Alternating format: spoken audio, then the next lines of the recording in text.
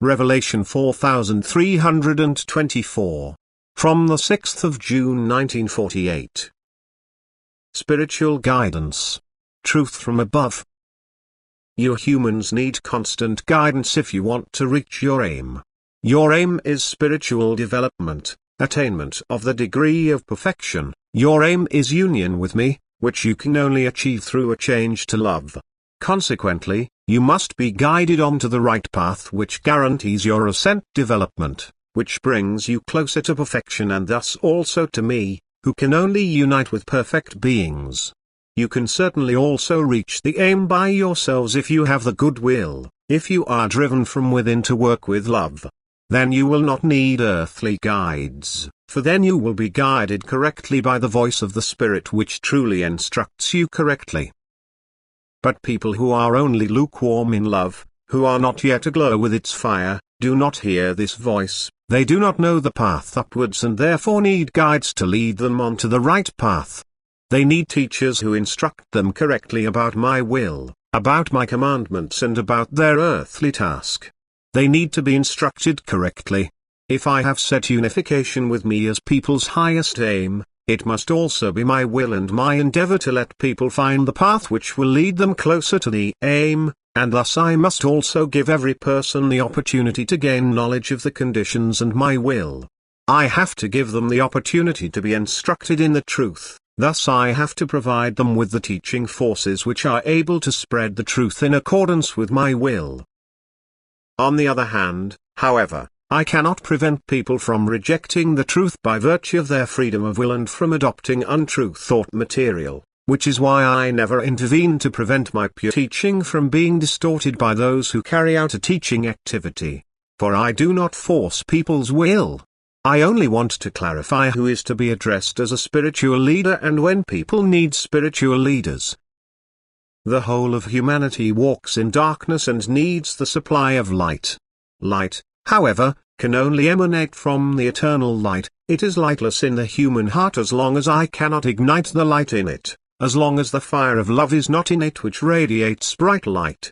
Light can therefore only come from within, it has to be ignited through love, only then will the human being be knowledgeable and stand in truth.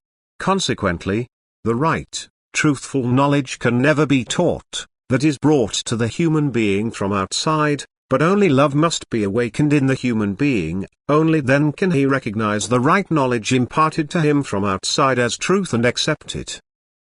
And thus the office of the leaders on earth is only limited to teaching people love, and this is the task of those who stand in the world as spiritual leaders, who have the will to guide humanity onto the path which leads to me.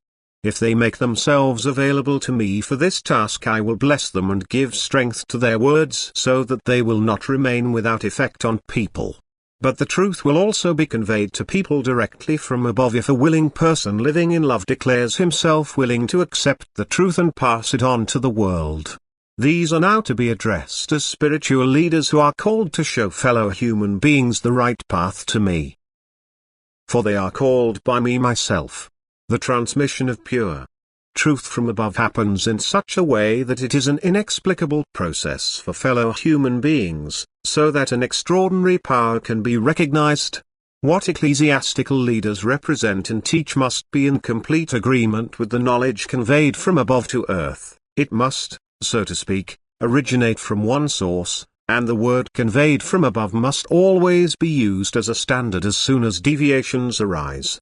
Then the ecclesiastical guidance is also to be acknowledged and as such also blessed by me. But I demand this agreement, otherwise I must reject every teaching which deviates from the pure teaching imparted by me myself.